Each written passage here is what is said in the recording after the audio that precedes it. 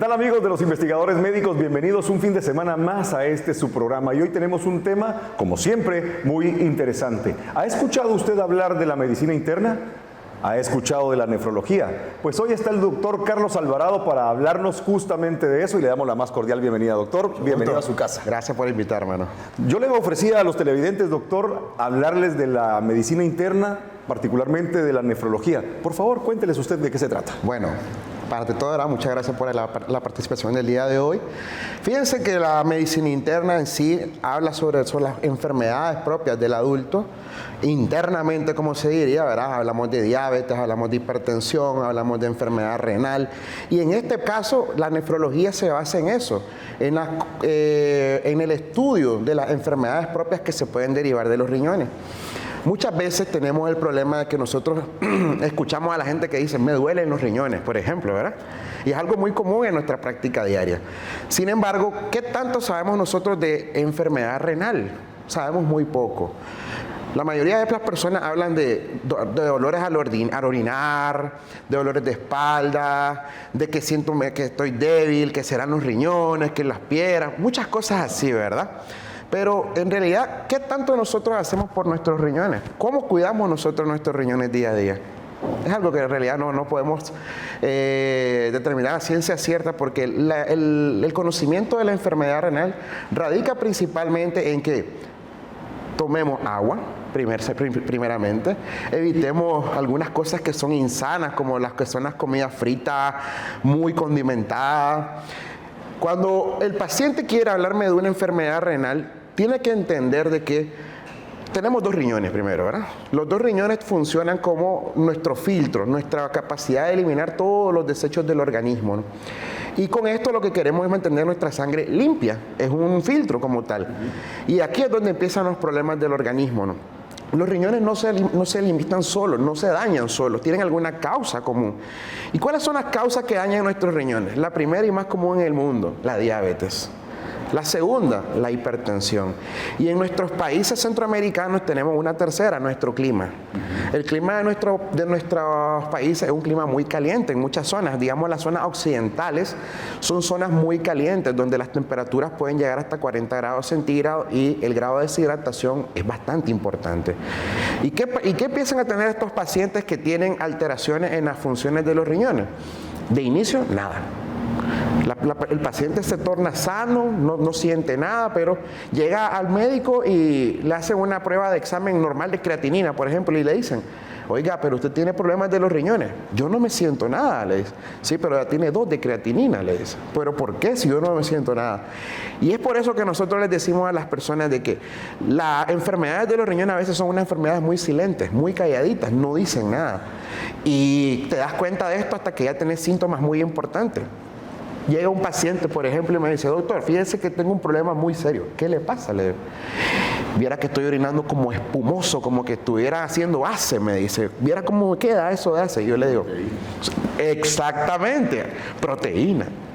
¿Pero por qué tiene proteína? O sea, un paciente de 21 años. Y doctor, y fíjese que siento que se me están hinchando los pies. ¿Qué más sentís? Le digo. Bueno, mire, sinceramente le digo eso, y que en las mañanas la cabeza me amanece así, mira, doctor, inflamada, pero ya después en el día se me va desinflamando. Me hice exámenes, doctor, y me dicen que mis riñones están buenos, me dicen. Ah, le digo, ¿qué exámenes te hiciste? Le digo. Sí, me hice una creatinina y me salió de 0.7. Ah, ¿y te hiciste un examen de orina? Le digo. No, doctor, es que me dijeron que con una creatinina es más que suficiente. Se hace la proteína, como dijimos ahorita, y sale un examen de orina con proteínas de 4 cruces. ¿Qué significaba eso? Estaba haciendo algo que se llama síndrome nefrótico. ¿Qué es eso? Decís vos. Estaba tirando las proteínas por la orina y eso es malísimo. De hecho, proteínas en la orina lo único que nos dice a nosotros es daño renal. Que se nos van a fregar los riñones en cualquier momento si no la tratamos. Entonces, muchas veces nos quedamos con que las enfermedades renales pueden ser solo un solo tipo. Y no. Las enfermedades renales abarcan un sinnúmero de cosas que es amplio. Imagínense, yo le digo, una enfermedad renal no es la misma el paciente diabético que el paciente no diabético, por ejemplo. Desde ahí, el diabético es una enfermedad renal muy característica, muy peculiar. Y es ahí donde nosotros tenemos el mayor riesgo. Me llega el paciente diabético y me dice, doctor, mire, tengo problemas siento que estoy orinando menos. Ah, ¿cómo has tenido tu azúcar? Le digo. Ah, es que fíjense que estaba en las fiestas de mi ciudad, dice, y Se descuidó. me descuidé un poquito, dice, vengo con 400 nada más. Ah, bueno. Entonces ahí tenemos el problema. Porque simple y sencillamente no es lo mismo tratar una enfermedad renal del no diabético que el diabético. Porque yo le digo una cosa, yo controlo al paciente diabético y su enfermedad renal la voy deteniendo. Ajá. Entonces ahí tenemos un detalle muy importante. Pero ¿qué pasa cuando es una enfermedad diabética, como les estoy explicando, y no se controla su azúcar? Eso va como una meseta para arriba, hasta que queda un pico donde no lo bajo de ahí. Y después viene para abajo y cuesta detenerlo también. Y revertirlo es mucho más difícil, doctor. La palabra reversión, cuando la enfermedad se torna crónica, Ya no hay vuelta ya no hay atrás. vuelta para atrás. Exacto. Doctor, ¿qué tiene que hacer una persona o en qué momento una persona debería de consultar? Ya me mencionaba, por ejemplo, una persona que va al baño y hace espuma a la hora de orinar o personas que, pues al momento de miccionar es intermitente. ¿A qué otros síntomas tenemos que prestarle atención? Primero que todo, no esperar síntomas. Ok. Eso es un detalle. Consultar Previamente. ¿Qué pacientes deben de consultar previamente? Primero que todo, el paciente que tiene comorbilidades, dígase diabetes o hipertensión. Como le acabo de mencionar, son las primeras dos causas a nivel mundial de enfermedad renal.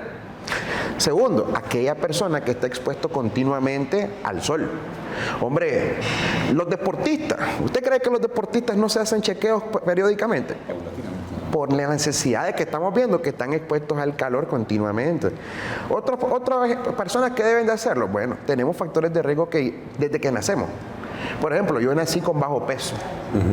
Ese paciente que nació con bajo peso, la mamá le tuvo que haber dicho, mira hijo, tú naciste con bajo peso, hay que chequearte.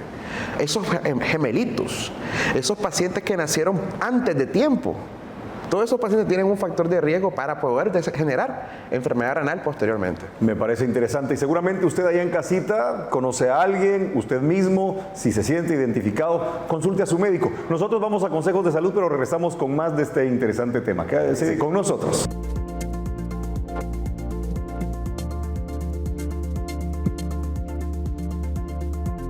Lo más importante es su salud. Por eso, ante cualquier cambio, síntoma, dolor o manifestación, recuerde consultar a su médico. El tratamiento adecuado puede salvar su vida. La prevención hace la diferencia.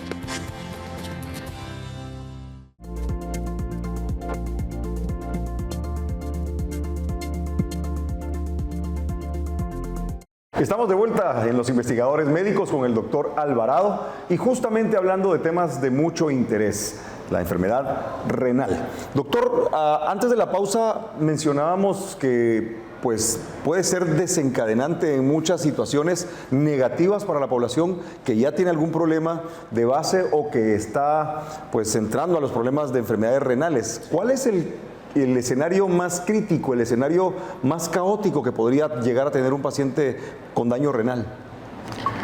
Bueno, es que tenemos que tomar en consideración un par de cosas. Igual como le mencionaba, enfermedad renal podemos decir algo que está muy agudo o algo que se volvió crónico completamente. Yo tengo de las dos formas. Un paciente que me llegó con un golpe de calor, digamos, que hizo algo, una complicación grave, elevó creatinina hasta de 16, 20 y lo recuperamos a tener 1 de creatinina. ¿Entiendes? Pero está el otro escenario, un paciente que llega con 16 de creatinina igual, pero no es agudo, es crónico. Y ese crónico no lo puedo devolver al 1. ¿Y qué pasa con ese? ¿Cuál es su siguiente paso? Diálisis.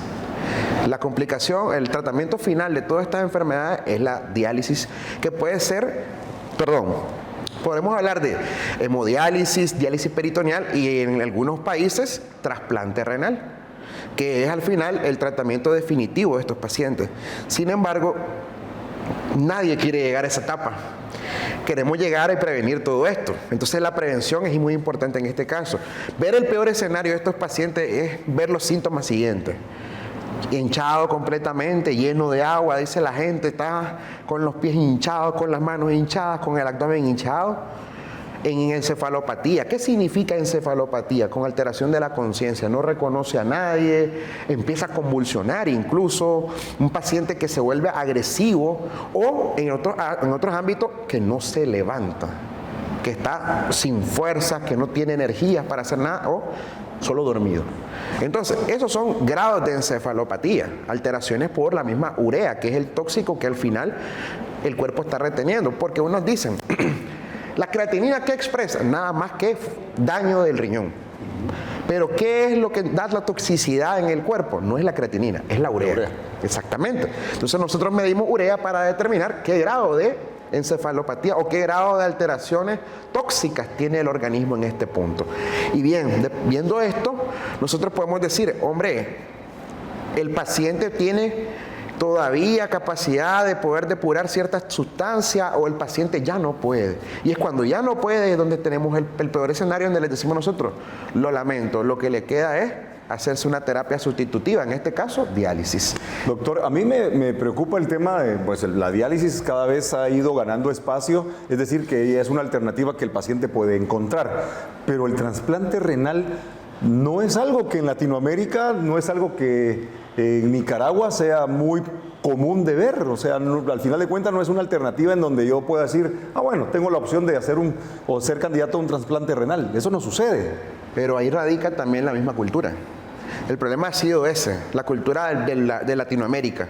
Tú lo has dicho, Latinoamérica en general tiene eso, aunque hay países que tienen bastante avance, Brasil, Argentina, han hecho mucho avance, en su momento Venezuela.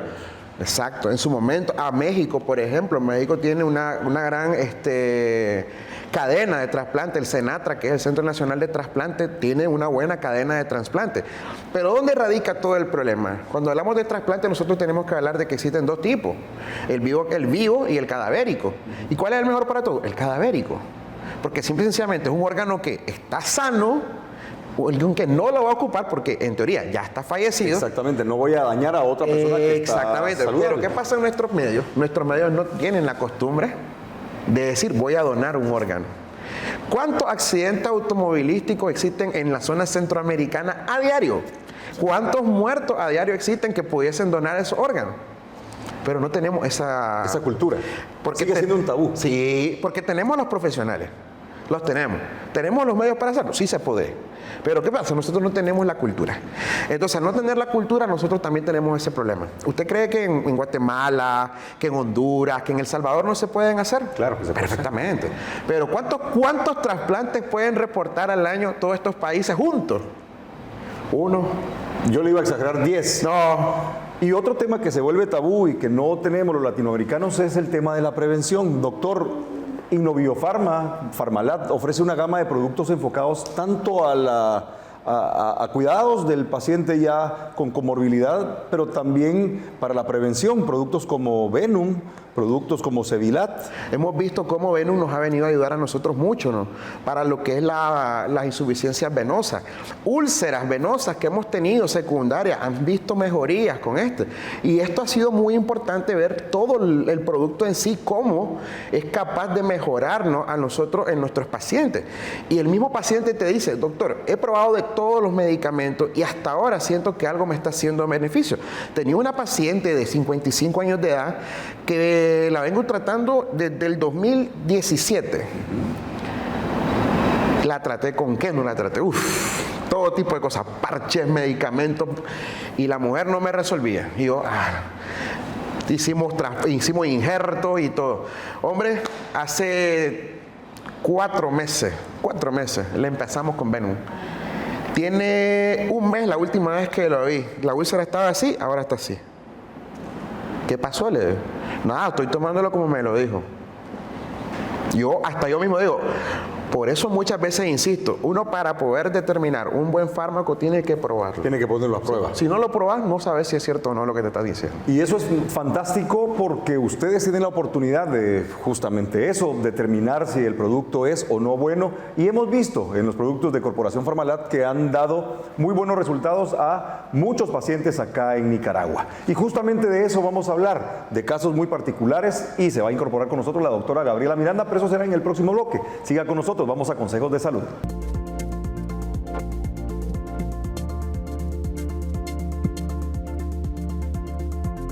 Lo más importante es su salud.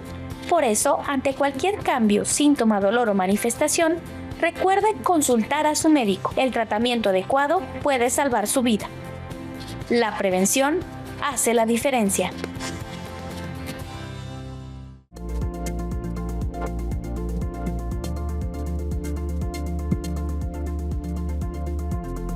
Continuamos con más de los investigadores médicos y en este momento se incorpora con nosotros la doctora Gabriela Miranda, doctora en medicina ortomolecular o biomolecular. Nos visita desde Guatemala. Bienvenida, doctora. Gracias, Sender. Hola a todos. Muy bien, y continuamos hablando de un tema muy importante, que son las pruebas que los médicos someten a los productos para determinar si sí o no van a dar muy buenos resultados. Y queremos invitarlo, doctor, sabemos que tiene casos muy particulares que quiere compartir con la población. Yo les puedo comentar a un paciente diabético, paciente que tenía como 20 años de ser diabético, el cual pues tenía un buen control metabólico, pero pasó lo siguiente. Dice que en esta zona es muy común lo que es la montadura, andar en el ganado y eso. Andando en su hábito día a día se cortó, pero no le pone importancia, no pasó nada. Llegó a su casa sin eventualidades. A las 2 semanas llegó a mi consulta porque dice que tenía una pequeña llaga, una lesioncita. Pero la lesión llamaba la atención de que estaba muy circunscrita. Mandamos a hacer un ultrasonido Doppler. El Doppler nos reporta que hay datos de insuficiencia venosa severa, que se está manifestando con datos incluso de que tiene riesgo de hacer un trombo. No lo tenía. Mandamos a hacerle los correspondientes estudios de laboratorio, teníamos una buena glicemia y decidimos iniciarle tratamiento, ¿no? Pero en este caso llama la atención de que este paciente, la úlcera que tenía, era una úlcera, hizo una segunda úlcera todavía un poco más abajo de la lesión. Una lesión tenía aquí y la segunda la tuvo por acá. Pero el paciente, pues, voy a decir que un mes completo y había tenido una buena cicatrización de este. Pero radica en 2 cosas esto. Primero, el buen control metabólico que tenía, y en segundo, pues la molécula que usamos fue muy buena, como es la Venum en este caso. Otro caso que te puedo mencionar, y saliéndome un poco de eso, es el paciente que tenés continuamente con infecciones a repetición. Yo te comento esto porque nosotros tenemos esos pacientes comúnmente. A mí me toca tener, por la parte de nefrología, constantemente ver esos pacientes diabéticos. Esos pacientes diabéticos que por sí ellos ya tienen un sistema inmunológico algo deprimido. Y me llegan con que tienen infecciones de vías urinarias a repetición, Y de hecho, yo tengo de estar poco en la práctica en esta zona. Y cuando me llegaron a visitar un día me dice, mire doctor, quiero presentarle esta molécula. Y la probamos, digo yo, ¿cuál es? Le digo, Sevilat, me dice, ¿para qué sirve? Le digo, mire, el sistema inmunológico le va a ayudar, va a haber mejorías en el paciente. Tengo un paciente ahorita que vamos a probarlo, le digo, porque este paciente ha sido rebelde para mí. Le digo, no he podido controlarlo, he intentado no darle antibióticos porque ya se me está haciendo resistente y vamos a ver. Le dimos un ciclo de Sevilab, lo citamos con un urocultivo negativo. Urocultivo negativo. Vamos a darte chequeo, vamos a darte seguimiento. Le digo, espérate, 2 semanas después un nuevo urocultivo negativo. Doctor, ¿cómo me ve? ¿Cómo te ves vos? Le digo. No, es que yo me siento bien, me dice. Yo no tengo ningún problema, me siento bien. ¿Estás bien? Le digo. Es que yo sabía, me dice. No me había sentido tan bien desde hace rato. Entonces, yo siempre le digo, no es lo que yo quiera decirte, es como vos querás. Como la persona se quiere sentir. Doctora Miranda, ¿por qué es que Sevilat da estos resultados? ¿Cómo es que el zinc, el magnesio y la interacción de cada una de estas biomoléculas analizadas y desarrolladas en laboratorio Pharmalat brindan este tipo de respuesta tan inmediata? Bueno, Sevilat es un conjugado molecular en el que hemos visto que contiene zinc, magnesio, contiene ácido ascórbico y sabemos de los beneficios que tienen estas moléculas, tanto el ácido ascórbico como el zinc, a nivel del sistema inmune, es decir, mejora la respuesta de nuestras células especializadas del sistema inmune. Pero además de eso, Sevilat cuenta con una molécula que se llama beta-laína. La beta-laína es un polifenol. Este polifenol tiene el efecto de, primero, disminuye estrés oxidativo, que sabemos que constantemente es algo que está afectando a todo el organismo. Además de eso, también participa disminuyendo la inflamación crónica de bajo grado. pero la betalaína tiene un efecto más sobre las otras moléculas, y es que potencializa la función tanto de la vitamina C como del zinc, como del magnesio, es decir, contribuye a que estas moléculas tengan una mejor respuesta en nuestro organismo. Así que además de tener sus funciones antioxidantes y antiinflamatorias, también tiene la función de mejorar la función de las otras moléculas. Doctor, a mí me encanta cuando ustedes lo mencionan de esa manera, porque nosotros, los ciudadanos de a pie, los que no estudiamos medicina, los que tenemos duda de aprender, y seguramente usted allá en casita, ahora que escucha la sintomatología de cada uno de estos padecimientos, no es para espantarlo, no es para alarmarlo, es para que vaya y consulte a su médico y goce de una buena salud. Y parte de esa información también radica en conocer cuántas frutas con cítricos tenemos que comernos a diario para tener la dosis mínima o la dosis requerida que la Organización Mundial de la Salud recomienda de vitamina C. ¿Cuánto tiempo se biodispone la vitamina C en el organismo del ser humano? Serían cantidades exorbitantes, doctor. Realmente la recomendación es hasta 2 gramos al día de vitamina C para un adulto. Esto realmente no se cumple en nuestra dieta. Exacto. Sí tenemos un alto porcentaje dependiendo de qué tipo de dieta tenemos. Si tenemos consumo de suficientes cítricos, algunas frutas que sabemos que contienen más vitamina C, por ejemplo, pero incluso no consumimos en nuestra dieta esos 2 gramos de vitamina C, que pues no es que el cuerpo requiera esos 2 gramos todos los días, pero incluso hay momentos en los que puede ser como una dosis terapéutica que sí tiene los 2 gramos de límite. Entonces, obviamente, este tipo de conjugados que nos están ayudando a suplementar, a complementar esos requerimientos, definitivamente, pues sí son funcionales para nuestro organismo. Yo no les pregunto a ustedes, porque ustedes seguramente lo cumplen. Le pregunto a usted allá en casita, mi querido amigo, mi querida amiga, ¿cuántas naranjas se comió hoy? ¿Cuántas mandarinas? ¿Cuántos chiles pimientos? Respóndase usted mismo y sepa si se está cumpliendo la cantidad requerida de vitamina C. Vamos a más consejos de salud y regresamos con más acá en Los Investigadores Médicos.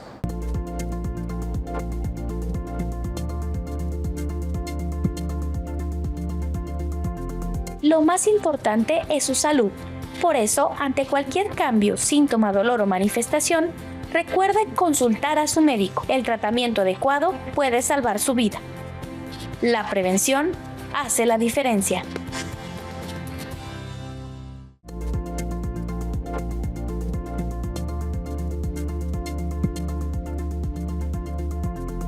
Gracias amigos por continuar en sintonía de Los Investigadores Médicos. Seguimos con temas súper importantes en este programa con el doctor Figueroa, con la doctora Miranda que nos visita desde Guatemala y pues hablando justamente hoy de una especialidad que es la medicina interna, particularmente la nefrología. Y la nefrología tiene pues, como bien lo decimos, temas muy importantes que destacar, pero también tiene un origen bastante complicado, que es el síndrome metabólico, la resistencia a la insulina, en pocas palabras, la diabetes. Y son temas muy particulares de los que el doctor nos va a comentar en este momento. Hablando un poco sobre casos clínicos, a mí me llama la atención y la doctora incluso me acaba de dar más pautas de por qué estos medicamentos son tan eficaces. La mayoría de pacientes míos son obesos también. Y el punto de la obesidad es que está en un estado inflamatorio crónico. Ellos por sí son inflamatorios crónicos. Exactamente. Y entonces ahí radica mucho de por qué la eficacia que han tenido estos casos. Por ejemplo, yo tengo un pacientito, 110 kilos. 110 kilos, le salió un IMC de 42 porque era pequeño, unos 50, unos 55, algo así. 42 de IMC, bastante gordito. Pero este paciente no es diabético y no es hipertenso. Triglicéridos y colesterol normales. Qué raro decimos. Pero estaba inflamado realmente, en un estado inflamatorio crónico. ¿Qué pasaba? Este muchacho continuamente tenía problemas respiratorios. Continuamente problemas respiratorios. Pero yo no soy ni asmático, doctor. Yo nunca he padecido de nada. ¿Y desde cuándo está así? Le digo. Sinceramente, doctor, yo empecé a ganar peso, me dice, cuando entré a este trabajo. Él empezó a un trabajo mucho más cómodo, en silla, sedentarismo, comiendo bien, porque iba muy bien, ganaba bien. Ganando bien, comía mucho, bebía también. ¿Ya? Entonces era la clásica, le digo yo, la clásica estilo de vida que lleva a esto. ¿Y en cuánto tiempo ganaste tanto peso? Bueno, doctor, sinceramente, yo el año pasado me pesé y estaba en 70 kilos. 30 kilos en un año, le digo. 30 kilos, le digo. Uno queriendo bajarlo y usted lo sube tan rápido. Y entonces, en este año, doctor, yo he estado con muchas infecciones respiratorias. Pero, ¿cómo son esas infecciones? Doctor, yo siento que me pego mucha gripe y aquello que no se me quita. No se me quita, doctor. Y mucho antibiótico y esto. No, espérate, le digo. No vamos a poner antibióticos, igual vamos al mismo caso, no hay que poner antibióticos. Y empezamos con Acedilab. Y me acuerdo que a este muchacho le dije, no, Leo, te me vas a tomar 2 veces al día, Leo. Te vas a empezar 2 veces al día, Leo. Y van 10 días después me llegan. ¿Cómo has estado? Un poquito mejor. No le digo bien, me dice. Un poquito mejor. Bueno, pa. Te voy a ver en 10 días después. ¿Cómo has estado? Bien, doctor. Lo vimos 2 meses después. No ha tenido infecciones a repetición. No ha tenido una nueva infección. Lo tuve con 2 ciclos. Un ciclo mensual. 2, así. Y después de eso le digo, ¿cómo has estado? Mejor, me dice. Pero también lo mandé a bajar de peso, pues, obviamente, porque el estado inflamatorio... Claro, el estilo de vida tenía que mejorar también, la alimentación, el ejercicio, etcétera. Doctor, con Venum, ¿cuál ha sido su experiencia, doctor? Venum, he tenido mucha experiencia por el hecho de que mis pacientes tienen alteraciones a nivel venoso sumamente importantes. Estos pacientes son pacientes que ya tienen datos de... Para hablar de insuficiencia venosa, nosotros tenemos que entender que existen 3 cosas muy importantes. Que pudo haber un golpe, que tengas una alteración en tu coagulabilidad y que tengas alteraciones en la movilidad de las venas, que se llama éstasis, eso, ¿verdad? Ya es cuando las venas no son capaces de poder hacer su función. Exactamente. Porque es muy fácil. La sangre que tú tiras del corazón es una bomba. ¡Boom! Pero ¿qué hace que esa sangre del pie vuelva al corazón? Las válvulas, y si dejan de funcionar, la contractura de todos tus músculos hace que eso suba poco a poco. Y claro, las válvulas que son así, ellas se abren cuando tienen insuficiencia, y ese es el problema. Son unas válvulas en V. Y eso hace que la sangre entre y no vuelva para abajo. Pero estas se pueden lesionar, como estas cosas que yo les menciono. Estos pacientes que tengo yo, el problema es que todos son crónicos. Todos son o hipertensos o diabéticos o tienen algún problema de enfermedad pulmonar, y todo eso predispone a calcificación. Estos pacientes necesitan apoyo con venotónico. Pero ¿qué es lo que me ha gustado de Venum, por ejemplo? El ácido ascórbico. Me le ha ayudado increíblemente a que este medicamento sea mucho más efectivo en nuestros pacientes. No te digo uno, te digo mucho. Un día de esto... Yo llamo mucho aquí a mi visitadora, le digo, porque no encuentro, le digo, necesito, le digo, porque en realidad la buscan mucho ahora. ¿Y la buscan por qué? Una persona la probó otra persona, y de repente todo el mundo dice, este medicamento está dando resultados. Doctor, la diosmina, la hesperidina son moléculas que tienen más de 40 años de uso y de investigación. Sin embargo, Corporación Farmalat involucra la punicalagina y el ácido ascórbico. ¿Cómo actúan y por qué Venum es tan eficiente tanto en venas como en arterias, doctora? Bueno, la punicalagina. Conocemos cómo funcionan la diosmina y la hesperidina, que sabemos que son flegotónicos. Pero la punicalagina también es un polifenol que es extraído de la granada.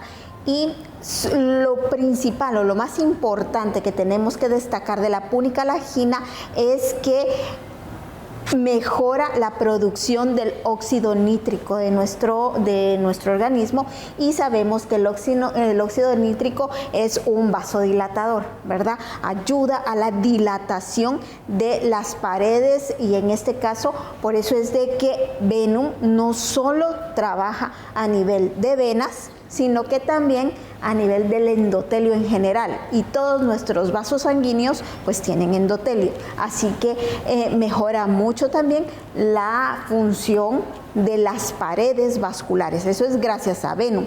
Y pues cuando agregamos la punicalagina y el ácido ascórbico, que las 2 moléculas participan en sinergismo, pues podemos hablar de que Primero, se produce un colágeno de buena calidad gracias a la vitamina C. Por lo tanto, las paredes de los vasos sanguíneos van a funcionar de una mejor forma y no se va a almacenar en ellas el colesterol, que también es parte de muchos procesos crónicos a nivel de nuestro aparato cardiovascular. Entonces, esta es la ventaja de agregarle esta nueva molécula punicalagina a este conjugado y de favorecernos de una molécula ya conocida como la vitamina C. Muy bien, doctor Carlos Alvarado, doctora Gabriela Miranda, el tiempo se nos ha hecho agua. Solamente me queda pedirles a ustedes, si tienen alguna duda, no olviden consultar a su médico e invitarlos para el próximo programa de los investigadores médicos el próximo sábado.